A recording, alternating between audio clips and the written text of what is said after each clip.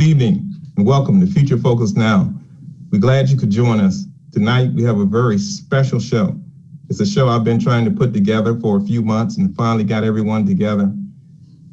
At Winston-Salem State University and HBCUs all across this country, one of the ways in which we do the great things that we do is because of our connections to the amazing and wonderful students. The way in which we create our brand is by working collectively with those students. The person who leads oftentimes in those spaces, the SGA president, the Student Government Association president. I have the honor tonight to have with me four very distinguished individuals who have served in that role at Winston-Salem State University in many different eras. And so we'll get a chance to talk with them about what it's like being an SGA president. I'm looking forward to the conversation. I know these folks really well, and I'm glad that they're here. My first guest tonight, we have Dr. Wanda White. Dr. White is the director for the Center for Innovation and Transformative Instruction. We call it CITI at Winston-Salem State University. She was the SGA president, 1989 to 1990. Welcome. We're glad to have you. Thank you. My second guest is Olivia N. Sedgwick, Esquire. She was the 2015 SGA president, 2014-15 SGA president. Olivia was my first SGA president when I arrived in 2015. And so I got a chance to know her. She welcomed me to Winston-Salem State University, and she taught me everything I needed to know about the culture of Winston-Salem State University from a student perspective.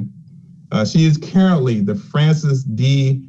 Murnahan Appellate Advocacy Fellow, and we'll talk about the work that she's doing later on, but I'm glad that you're here. Olivia, it's been a while since I've seen you. And so the last time I saw you, I was going to bring this for you and see if you remember the last time I saw you. Lord, The last time I saw you was at an Anita Baker conference. I mean, not conference. She's not a conference, but singing. And I know you love Anita Baker. I saw you there. We had a great time. So welcome to Future Focus Now. Thank you. My third guest is Kyle Brown. Kyle was a 2015-16 SGA president at Winston-Salem State University. Kyle was an amazing leader and got students thinking about philanthropy and giving back. He led an amazing student giving campaign that I think changed the structure, the trajectory of students and how they saw themselves at Winston-Salem State. So we want to welcome Kyle. Congratulations. We know you just got married. You married up. I appreciate that. So it was a great wedding. You, sir, are responsible for one of the great moments of all time at Winston-Salem State University when you proposed to Tia at a football game. It was incredible, an incredible experience. So welcome to Future Focus Now. Kyle is at the Thurgood Marshall College Fund. He's a manager, talent acquisition, and campus relations. So welcome. Jaden Clark.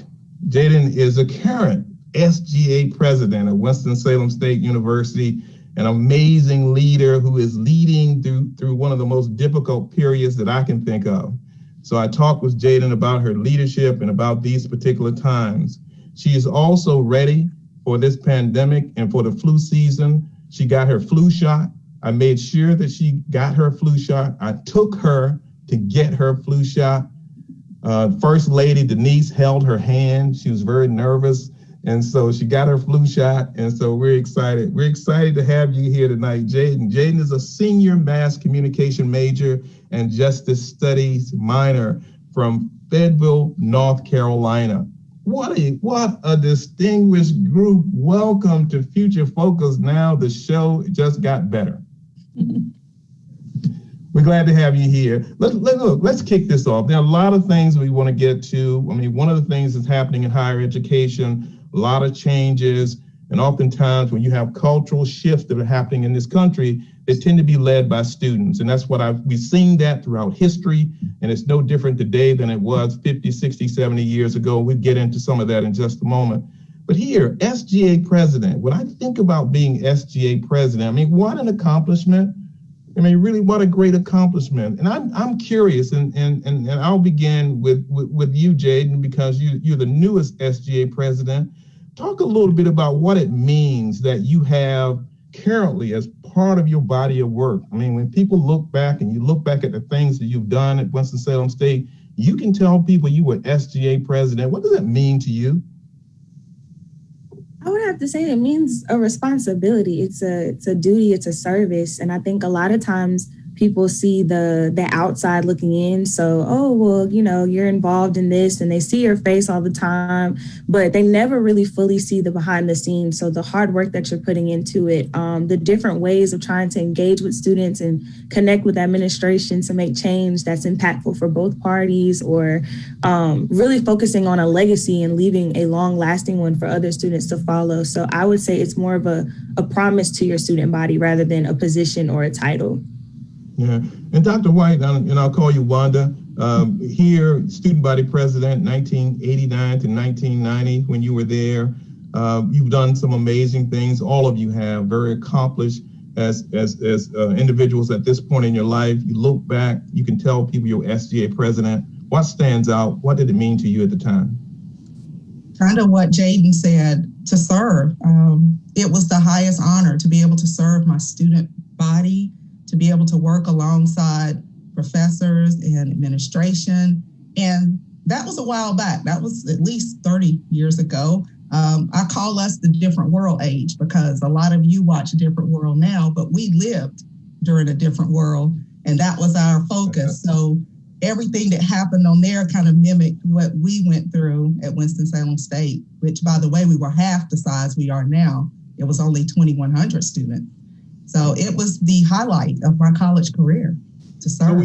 So when you were in college, you were actually watching a different world at the time? Yes, it was actually new episodes coming on every Thursday night at 8:30.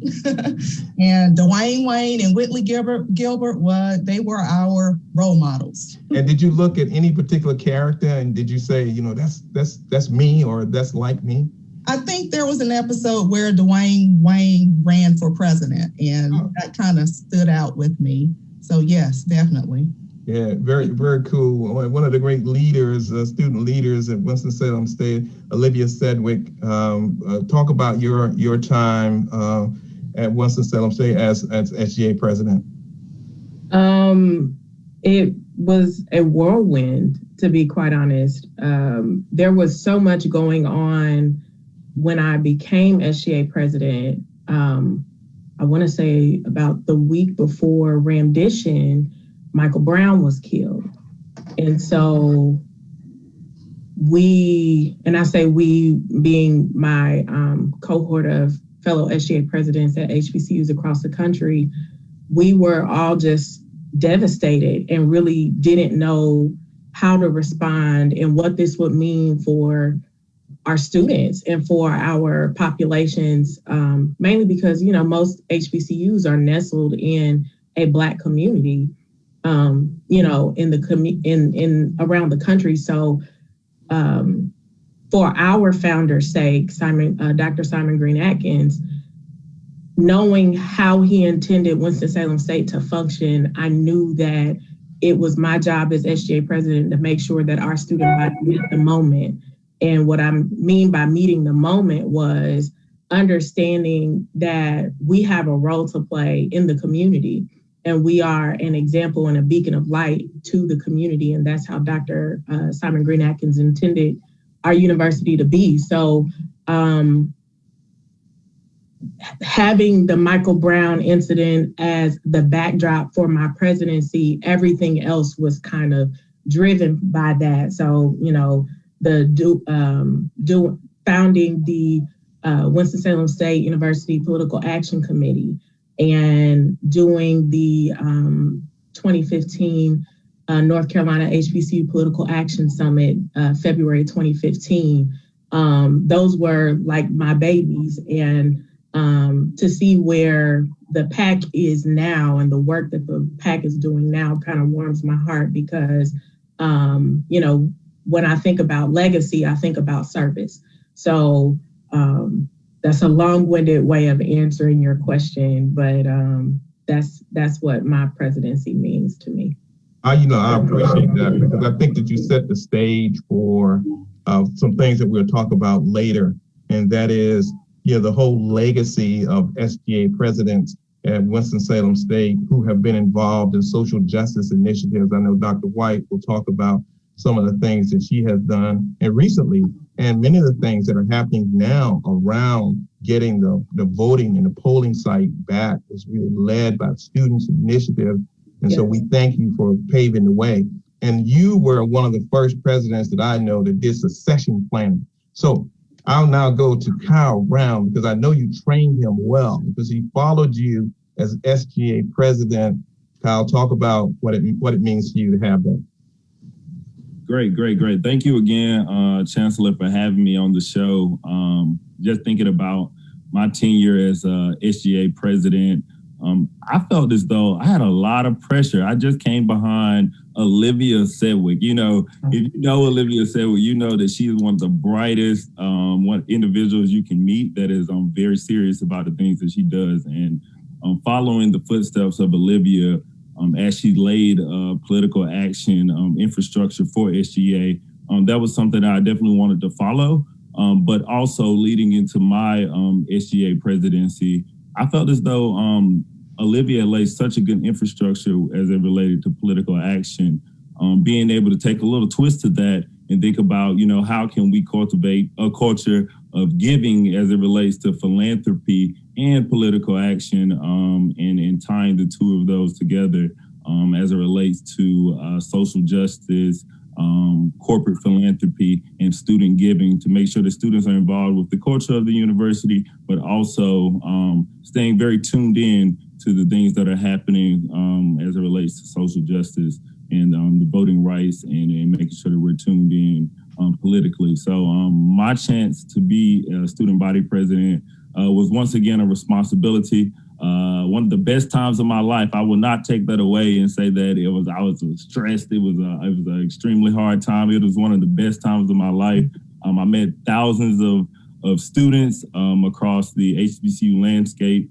I was able to serve with you around your first year, Chancellor Robinson. So I couldn't change it for the world. Winston-Salem State provided me my first job in welcoming to the real world, being SGA president. So my experience was awesome, and it gave me a lifetime of experiences. Thank that. And I think that's well said, beautifully said. It's interesting, Kyle. I don't know if you really thought about this, is that you began your presidency talking about giving and philanthropy. Now what you do at Thurgood Marshall College Fund is exactly that. As you were talking, Olivia, I was thinking about that. I mean, he's doing exactly what his platform was, which is pretty amazing.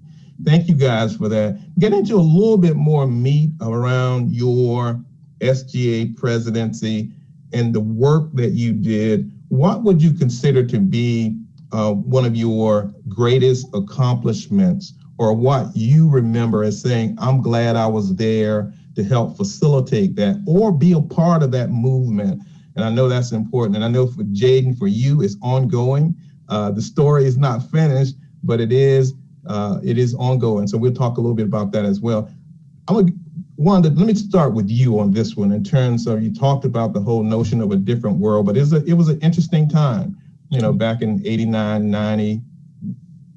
What stays with you as some of your accomplishments? As you mentioned, it was an interesting time. Apartheid was still happening in South Africa. So that gives you a little time frame for where we were politically, because that was a part of our advocacy. But we were rolling up on the centennial for WSSU. 1992 was coming around quickly. And with any centennial campaign, you can't start it a year before. So we began in 89 planning for the 100th year celebration for our illustrious institution. And what I remember most is being able to plan with a great committee what would be a celebration at that time. And I know you guys are going to laugh. Wilson Hall was like cutting edge, state of the art. I hear you call it something else now, but it was like the best dorm that we were designing at the time. It was going to be state of the art for students to have their own bathroom. So being a part of that, where students didn't have to have Pegram Hall or Moore Hall anymore, they had this Wilson Hall. I enjoyed planning that. Another part was we were fighting for a snack bar at that time. We didn't have a snack bar. I think you guys called it the Ram Shack later on, but we fought to have an extracurricular place to eat and hang out on campus at that time in Hauser building. It was the Hauser Student Union. We didn't have the Thompson Center. So all of those things that are there now, it marvels me to see the growth that we have at Winston-Salem State. Yeah. Well, thank you. I appreciate that. Kyle, what about you? Yeah, for me, one of my biggest accomplishments was actually a loss. As much success as I feel as though my administration may have had in the student body and even the Office of Advancement may have had as it relates to giving, one of the biggest accomplishments for me was really carrying the torch as it relates to the Anderson Center being a polling site. I know 2014, I believe Brian Bell led 13. Livia, thank you for correcting me. Led a march to the polling sites with students. Then Olivia followed up, and she also pushed the fight for the Anderson Center back as a polling site at WSSU. And so my senior year, I was able to continue that push and protest at the Forsyth County Board of Elections, just some of the things that we felt were impressive with moving the Anderson Center away as a polling site. So something that was very special about that moment was that my administration and we got to actually speak at the state Board of Elections and actually talk about, some of the things that we felt were oppressive with taking away the Anderson Center. And we actually lost by one vote when they voted on the Anderson Center at a state level. And being able to just lay out our case, even though it was a loss, it felt as though it was progress. So seeing it 4 years in advance and seeing the Anderson Center as a polling site, that helped me know that, pushing forward and carrying that torch was really one of my biggest success. So I definitely hold on to that one, even though student giving and philanthropy was kind of my spearhead and where I wanted to head as it related to the student body and what we wanted to focus on. The voting rights and the ability to be a part of the political process was just extremely important to me. And I felt as though that was something I always cherish. Yeah, and I think that was an amazing, accomplishment that it led to where we are today. I mean, so I voted last Friday. I voted at the Anderson Center. I could not have voted at the Anderson Center had it not been for you. It had not been for Olivia. Had it not been for the folks who pushed to make sure that we had that voting site. So a very special moment for me as well to be able to go in and vote.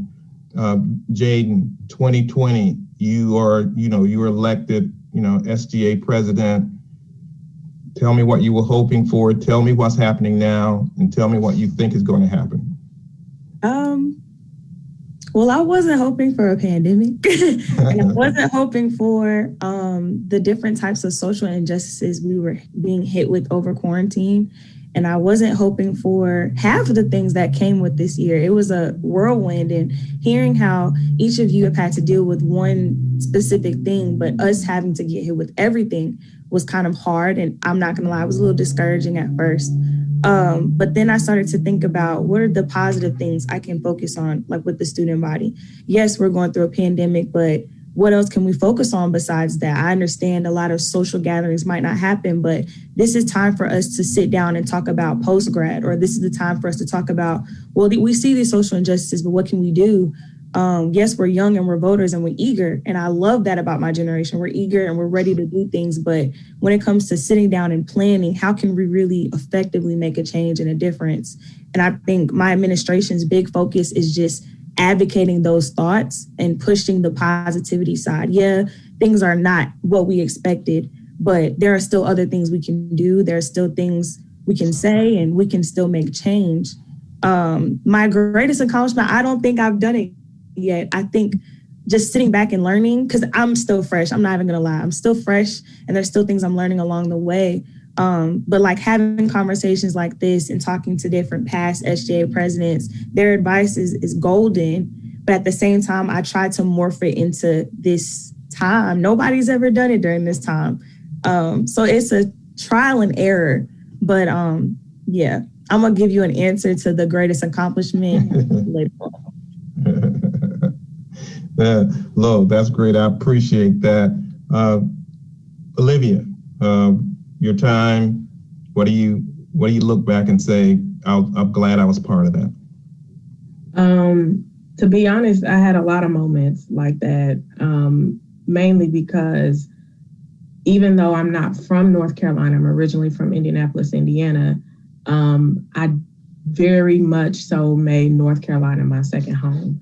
And by doing that, I became very involved in the community. And so, you know, as both you and Kyle alluded to earlier, you know, the fight for the Anderson Center had been happening, you know, long before either one of us arrived on campus. And so when, you know, you kind of arrive and you hear about all of these things that happen, and there's something in you that is activated to and motivated to act and to do something about it. And so my greatest accomplishment out of all of the things that I've done wasn't even when I was SGA president. It was my junior year. Before I became SGA president, I was the senior vice president for the statewide Student Government Association, the UNC Association of Student Governments. And in that role, my capacity was very limited because I was essentially a quasi-state employee, as you are when you're SGA president as well.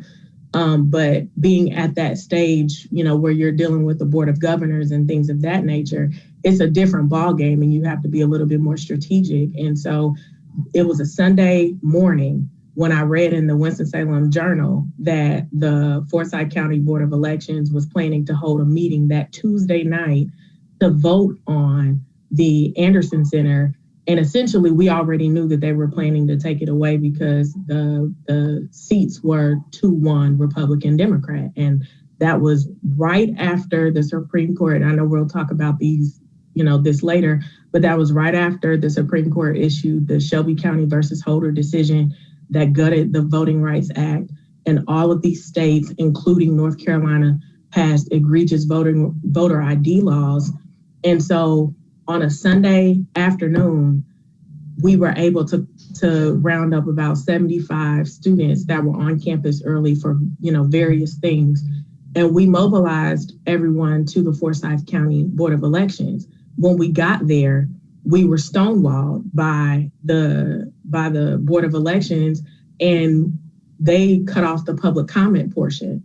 And they made it so that only our council member at the time, now Representative Derwin Montgomery, he was the only person allowed to speak because they withdrew the public comment. And so I say that's my greatest accomplishment because I just remember the look on the board chairman's face at that time. And he was scared. We had him shook because he knew what they were doing was wrong. He knew, and they knew collectively how egregious, you know, the results would be by taking away the Anderson Center. And even though we weren't able to ultimately stop it, we were able to get them to table that vote that day. So they didn't even take the vote that day. And so that moment showed me not only the power in organizing, but the power in numbers and the power in a strong presence and in a united front. And so I carry that moment from my junior year into my senior year as SGA president. And, you know, again, you know, I had many moments, and Chancellor, you know, I was on the State Board of Elections committee as a college student my junior year. Yep. And, you know, I was very involved with the Forsyth County Democrats. But when I became SGA president, those things had to kind of take a different form, and I had to figure out a different way to be involved and to do some of those things, which is what birthed the Political Action Committee, because there were things that I wanted to do that I knew I was not legally able to do. So to make sure I was in line, we created this arm, and now it's become this thing. And like Kyle said, to see everyone, someone sent me videos the other day of you all marching down to the Anderson Center to vote. That warmed my heart so much because it was a big moment. Brought tears to your eyes, didn't it? Absolutely. Yeah. Absolutely. Hey, I wanted to add a footnote onto Olivia. It almost seems as though we share almost one of the same precious moments as SGA president, being a part of the fight for the Board of Election and the fight for the Anderson Center, So yeah, I think that just adds a backdrop to seeing Olivia's fight in 2013. It completely warped my world and made me want to join that same fight. And I became a community organizer after seeing Olivia and how well strategized and organized they were. I even switched majors. I was about to say, Kyle changed majors. So I think about how Olivia and just seeing that first organizing body of students begin that fight for the Anderson Center, and it continued on. It's almost a dream come true. Like, literally warmed my heart seeing those videos. Like, if the pandemic wasn't happening, I would be there marching with you all. So kudos to you all. That was a amazing moment, almost historically for me. 100%. Yes. Chancellor, can I jump in here? Because please. Looking at the things that these students face now, and I think about, and I won't say 89, 90 was a time of peace, but we didn't face some of the things that you guys are facing. It was a pretty level time in history where we had affirmative action. It kind of protected us a little bit. It cushioned us from some of the things you guys have to fight again for here 50 years later from the 60s. So it's like we were in that moment in time where we didn't see all of the things you guys are doing, and you're so resilient doing it. I hear what you say you did, Olivia and Kyle, and now Jaden. It's just remarkable how it can be 30 years later. I do want to add something to what Dr. White just said. I know for a fact, 100%, that I would not be as strategic as I am and as I was at that time had it not been for Dr. Larry Little. Dr. Little, he would talk about us so bad because he would, and Kyle could attest to this, he would, talk about us so bad, but he would follow it up with love and empowerment and letting us know that we can do this and we have the fight in us to go on. And I'll never forget, we were doing one of our teach-ins around policing and police brutality. And it was a joint project with the Panthers in Winston-Salem, the Black Panthers, that Dr. Little was a founder of. And one thing that he said to us in that conversation, he said, "I'm sorry." He said, because we didn't finish the fight. And now you all have to face the same things, if not worse things, that we had to deal with. And I just told him, I said, Doc, there's no need to apologize. It's up to us now to learn those, those mistakes that were made and to learn where, things fell short in order to us to re-strategize and to figure this thing out. Because one thing that I think everybody here can attest to is that, and it's something that Dr. Little always says, even now, he says, we don't get everything that we fight for, but we had to fight for everything that we got. And, we're still in that fight, but I'm optimistic, that we'll get there. Yeah, no, I appreciate that. I mean, when you look at Winston-Salem State University and you think about social justice or anything associated with that, you have to think about Larry Little, and you have to think about the work that he's done and the legacy that he is building, continues to build, and has built. I had an opportunity to speak at the 50th anniversary of the Black Panthers, and it's a great moment for me to be in that space as well. So thank you for sharing that and uplifting him in the work has been done at Winston-Salem State University. Thank you for that. I'm going to get some time, move through some. I want to get you guys a chance because you're doing some amazing things, and I want to get a chance for you to talk about the work that you're doing.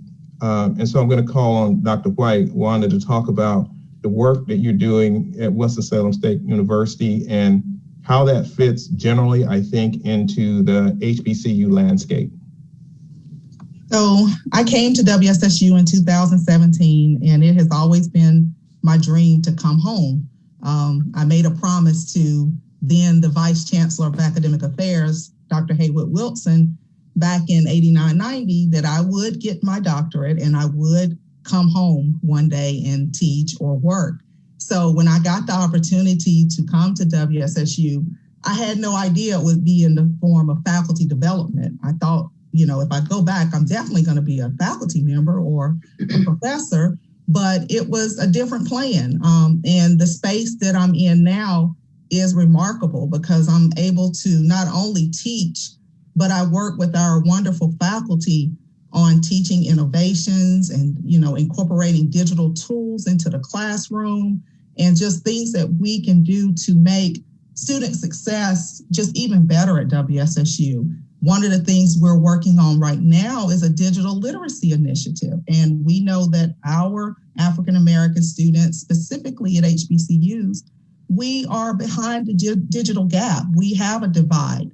And that divide is growing daily. Every time new technology comes out, we get behind. We don't have the access. So being able to build a collaboration with Adobe, and my team has done a wonderful job working with them. We provide all of our students now and our faculty and staff with Adobe tools. And that's closing the divide, but also preparing them. Our freshmen now, they'll have it for 4 years. They'll be able to graduate and walk into a workplace and be totally fluent, digitally fluent in using Adobe tools and using the top-notch software. So that's something I'm really proud of, and I just want to see that continue while I'm at WSSU. Talk a little bit about that and how that's unique to Winston-Salem State University, the unique relationship that we have with Adobe. It is very unique, Chancellor. We are the only creative campus, the only HBCU that is a creative campus in the nation. We were the first and the only. We've held that title for 3 years now.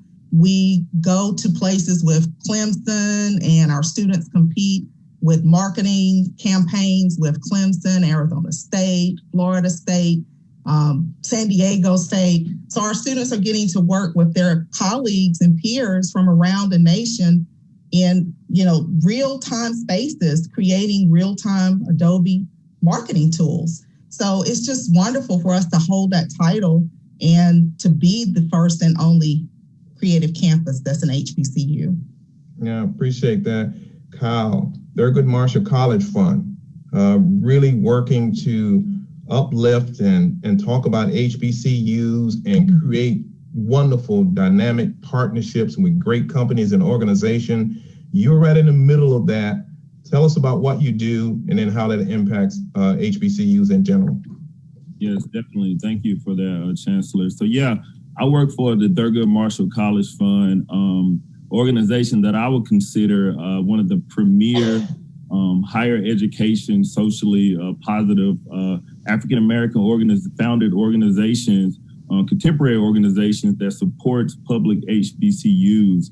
My role at Thurgood Marshall College Fund is I'm a manager of talent acquisition and campus relations, where I get to work alongside thousands of public HBCU students while we build diverse pipelines across corporate America, different government entities, while also providing capacity building on the Hill and also providing scholarship support to students as they face unprecedented times like COVID, along with just building a very, very strong foundation of HBCU literate digitally, professionally, and social justice advocates in putting them through pipelines through corporate America. So my job and my role with TMCF is a reflection of everything that I did as student body president, and being able to work alongside different corporate groups and corporate entities as they work to change diversity in corporate America is really a blessing, and something I could have never imagined happening within 4 to 5 years of graduation. But when things happen, you definitely have to jump on them, and so I'm enjoying my fight in the diversity and inclusion lens of things. And look, and we're enjoying having you there. I mean, you have a special role, have a special relationship with the president and CEO, and so that's always good. So thank you for every single thing that you do. Jaden, you're SGA president, but you do so much more. You're getting involved. You're involved in organizations. Tell us a little bit about some of the things you're involved in. I heard you before the show began talking to Kyle about getting involved in some event. I don't know what that was. Talk a little bit about the things that you're doing.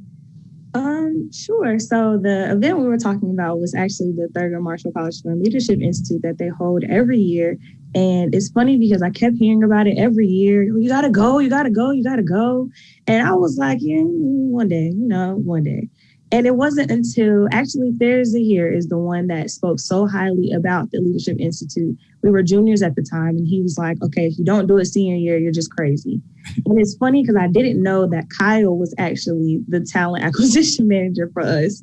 So that was like a sign, like, okay, this is confirmation. And I absolutely enjoyed the entire experience as a whole, which was great. I also serve as the vice chair over the Council of Student Body Presidents at the Association of Student Governments at ASG, which is interesting. Last year, I was part of the College Advisory Board for the City of Winston-Salem. This year, I get to serve with you, Chancellor, as a Board of Trustee member. And I work really well with PAC, and I have to shed light on the PAC co-chairs, Tatum Felton Stackhouse and Ashanti Marshall. I can't take credit for everything that they've been doing this year. They've been amazing. Anything, they take it and they run with it. So all the great things have come from them. And I don't know, all of those moments and interacting with different people, and then even the mentorship from people like Olivia and William Gibson and past SJ presidents have helped me to become this leader I am now. So yeah, I want to say thanks. Olivia, take us through in terms of where you are now, your current position, recent graduate of Howard School of Law. Tell us what you do now. So as you said, I'm a 2018 graduate of the Howard University School of Law, and following my graduation, I started my career as an antitrust associate at a law firm in DC. I was there for about 10 months until I relocated to Louisiana to clerk on the United States Court of Appeals for the Fifth Circuit. And my clerkship ended August of this year. And so now I am the Murnahan Fellow at the Public Justice Center in Baltimore. So my work now, it's been an interesting transition for me, now being an advocate and not being the clerk that is, reading the briefs that are submitted and trying to figure out, alongside my judge, how to handle these cases in terms of how to rule on them. But now I am taking that experience clerking, and now I'm an advocate. And so the cases that I am involved in range anywhere from race and national origin discrimination or discrimination of any kind under the various federal laws and the state of Maryland. I do Hbcus briefs in various courts across the country. I'm admitted to practice in the Fifth Circuit as well as the Fourth Circuit, U.S. Court of Appeals, along with being a member of the District of Columbia Bar. So, anything from housing to healthcare to civil rights to education, workplace justice, You name it, the Public Justice Center touches it. And so I just am extremely honored to be in this role right now. It's a lot of hard work. Before we got on, I was sharing how little sleep I've had over the last couple of days, but it's all worth it to be an advocate now. Yeah, well, I appreciate that. You guys are all doing amazing things. But in the segment coming up, I want to talk about the importance of voting and why we need to vote, why we need to get everyone to vote, particularly young folks to vote. And I'm going to kick this off with you, Olivia, because I want you to talk about voting. Yes, we need to vote, but how important it is, particularly around the courts. I've read some of your writings around that, but a lot of people don't think about that. But if you're a history major, if you're a historian, you understand that that's so vitally important. Let's talk generally about voting. Talk a little bit about the courts before we get into that, Olivia. Sure. So understanding that, we have an election that is wrapping up on November 3rd, I think we all can agree that our vote in this election is as critical as any other vote probably in the history of the United States.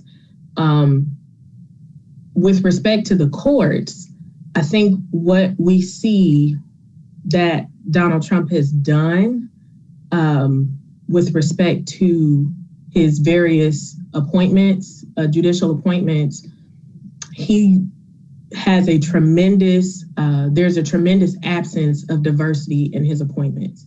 Not only diversity in, demographically, but diversity in political ideology. And so the courts pride themselves on being apolitical and impartial, but I think now, particularly lawyers that are in front of judges and, academics and, people alike are thinking about what does judicial impartiality look like now in such a politically polarized society, and how do we do that, especially if we believe that the courts are kind of like our safe haven in terms of not only keeping the threads of democracy intact, but also keeping our rights and freedoms intact. Because we know that, particularly for Black people, most, if not all, of the rights that we have are either a creature of legislation or they are judicially created rights. And when I say judicially created, it's judicial it's either judicial activism from the bench, or it is fresh eyes, more liberal construction of the Constitution, more broader interpretations of statutes that will not necessarily create new rights, but will expand existing rights. So what we see now with the courts, and why I think people need to understand why voting is so critical, to answer your question, Chancellor, courts matter and elections have consequences. Right. And, Donald Trump said it in one of the presidential debates. He said, and I think it was his opening statement, he said, elections have consequences. And he kind of just said it and shrugged, his shoulders in doing so. But what that said to me was he knows exactly what is going on. Him and his team, the Republicans, they have a systematic approach and a strategy to changing the fabric and the direction of our country for the next 20 to 40 years. Right. And that's the impact of the courts. These are lifetime appointments. These are Article 3 judges, and Article 3 judges either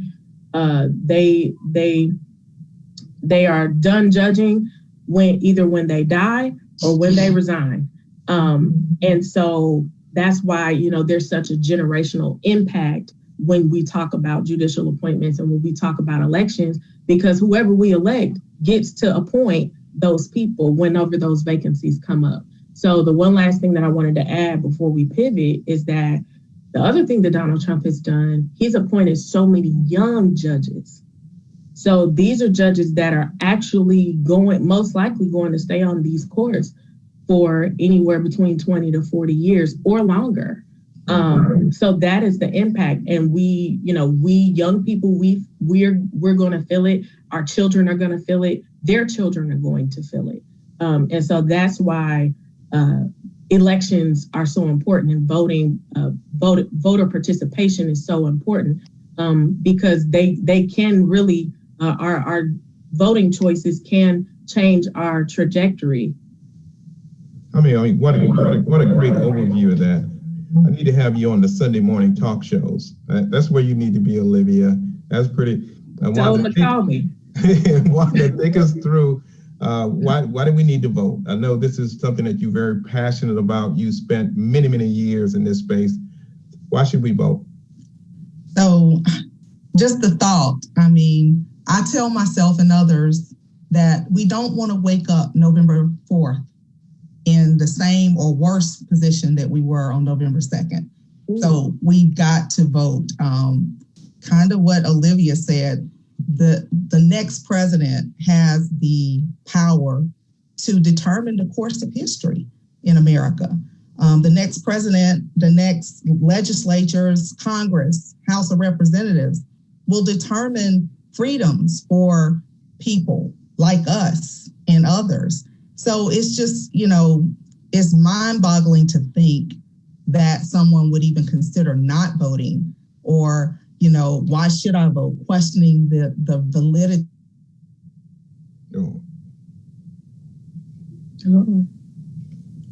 It always happens in a technologically. I did cry. Oh, you back. Okay. I cried. So, but yeah, it's just so important. It's so important. So important. In terms of that, and a lot of folks talk about, young folks not voting and really being concerned about the level of voting for young folks. That can't happen, Jaden, right? Right. And just to echo what everybody has said, the fact that working so hard to get a precinct on campus it goes farther back than just today or a couple years ago or even 10 years ago. It goes back. So it's not just the efforts of what's been going on right now. It's the efforts of those that came before us. They worked hard for us to be able to have a voice. And I tried to remind the students that at one point we couldn't vote. We didn't have that right. We didn't have that means purposely, because those in power at that time knew if we were able to vote, we were able to make a difference. And I tried to remind my student body, because a lot of times they feel as though my vote doesn't matter, my voice doesn't matter, it's not going to make a difference. But in hindsight, it does, if everybody comes to that mentality to understand we weren't always promised this opportunity. So instead of saying, oh, why do I have it? Capitalize off of that, or encourage somebody else to take advantage of that opportunity. Use the resource that's on campus, that's right there next to you, because somebody fought for you to have that. So I think to take a different perspective of what everybody's been saying, which I agree with what everybody's been saying, it's important for us to vote, because at one point we couldn't. Why should we vote, Kyle? For me, the reason why we should vote is just really based on us standing on the shoulders of our ancestors. My summer before I became student body president, I spent a whole summer doing community organizing underneath, I would say, the tutelage of Dr. Reverend William Barber. And that summer changed my life and just my mind and the way that I approached the political process, the way that I approach our voting rights and how they are our civil right to us, and making sure that we utilize that right in the most present, in the most meaningful and spreading way with as a community and as a block. So that experience helped me carry that on just throughout the rest of my life. And just thinking about my first time voting was in the Anderson Center in 2012 for Barack Obama. So when I think about my very first time voting at 18 was at the Anderson Center in 2012. It was so important that, so many African-American and Black students got out to vote that year. They took it away in 2013, 2014, 2015. So that brought it to my attention that this the civil right, this thing that is so powerful that we should exercise, is something that I got to continue to fight for. I got to continue to talk about the importance of, and most importantly, now in 2016 or 2014, we didn't have as much propaganda as people have now on why not to vote. So the importance to vote is even more important, to be educated, to be knowledgeable, and to know that it's your civil right and it's your human right to be able to vote. So the importance is out of this world to know in 2020. All right, look, this has been a great conversation. I knew we weren't going to get to everything I wanted to get to, but I'm going to ask you one last question. Looking at HBCUs today, and why are HBCUs important today? HBCUs, for whatever reason, are really in vogue today. People are paying attention to HBCUs. People are giving money to HBCUs like crazy. So we're a little bit in vogue. So talk to us about the HBCU experience today, and what do you see for the future of HBCUs? Who wants to start this off? I'll start. Call on people. I don't want to call on people. Wanda, what do you think? Okay. So I think we're in style, like you said. It's a great choice to have, to be able to choose to get an education where you are unique. You are, for that one moment in time, in the majority. We'll never get another experience like that in this country in our lifetime. So to be able to be the majority for one moment in time is like none other. And to have the advocacy of our administration and our faculty, students, it's an experience that cannot be compared to any other educational experience. Well, I appreciate that. I'm going to hire all four of you to help me. I'm writing my new book. I shouldn't tell you what it's about, but it's called Black Spaces. And it's really called Black Spaces because I was invited by the Black students at Harvard to come up in the spring and talk about the kind of the curative, the amazing power in Black spaces. So I look forward to that lecture when I go up to Harvard. HBCUs, Kyle. For me, the HBCU is more than just my alma mater. It's my job. It's my everyday experience. My everyday, I'm talking to a student from an HBCU.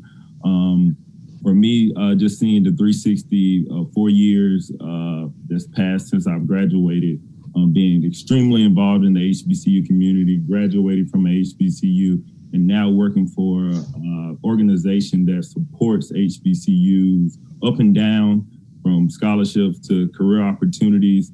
Like Dr. White said, HBCUs are really in style. Just being with TMCF over the past 2 years and seeing, quite honestly, and to be transparent, the level of corporate America buy-in and willingness to change diversity throughout their workforce, being able to really lean in and being diverse and being inclusive in the way that they approach the HBCU and the way that they recruit students, provide opportunities, and also try to lean in and make it a more inclusive space. Being on that side of the lens with TMCF and seeing that change in that whirlwind within a blink of an eye at the death of George Floyd has changed the trajectory of America, and seeing that, the death of one man has really changed corporate mindset, it's changed the government mindset,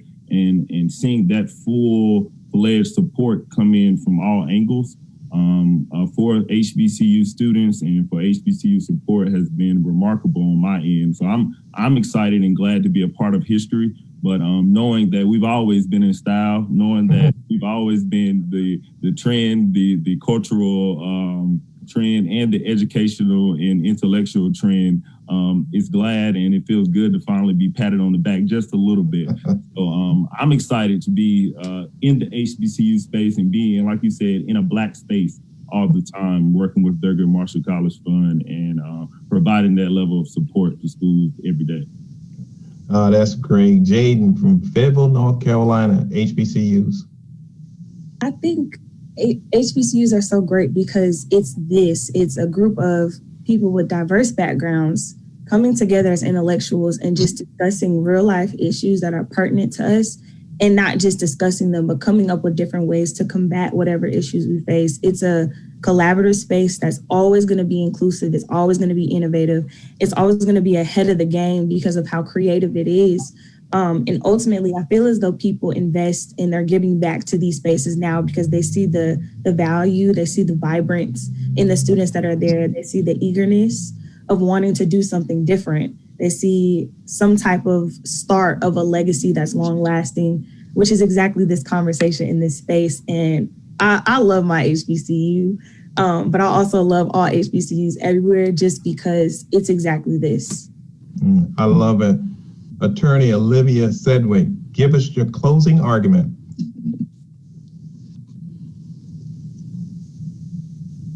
As a girl who grew up not in close proximity to any HBCUs, really, but still having sprinkles of Black spaces in my rearing, still my two HBCU experiences at Winston-Salem State University and at Howard University School of Law have profoundly made me who I am. I know for 100% of a fact that I would not be Olivia Nicole Sedgwick, Esquire, without Winston-Salem State University in particular, because it was at this university that I learned that Black folks have not ever really had the luxury in having the right to think. And so the HBCU creates that space for people who have traditionally not had the time, space, opportunity, resource to just let the mind roam free and think about the possibilities and to think about what their lives could be beyond their circumstance. I've seen HBCUs literally transform people's lives from the ground up. So many people have my HBCU changed my life story. And I think many of us have that as well. So as for a closing argument, why HBCUs or why are HBCUs in now? I think HBCUs are the it thing now because HBCUs represents possibilities. HBCUs represents opportunity. HBCUs represents freedom. And as we continue to move forward in this American project, one of my professors from law school, Dr. Gregory Carr. I know him well. I always have to shout him out. He always says, the United States of America is a project because we haven't really figured out who we are, who we want to be, where we want to go. And in true fashion, Black folks, the descendants of enslaved Africans in this country, have always been the ones to push that ideal forward and to advance this social experiment. And so HBCUs have always been the center of that. Every transformative historical Black person has an HBCU somewhere in their story. And I'm just honored enough to say that I've got two of the most transformative HBCUs in my story. So Chancellor, thank you for having me. I'm honored and privileged to be here with all of you. And let this be my ode and my love letter to Winston-Salem State. There you go. I love it. I love it. Great. Thanks each of you for joining me tonight. It has been a special show, a very special edition of Future Focus Now. My heart is warm. Thank you. God bless. Be well, everyone. And then come back next week for another edition of Future Focus Now.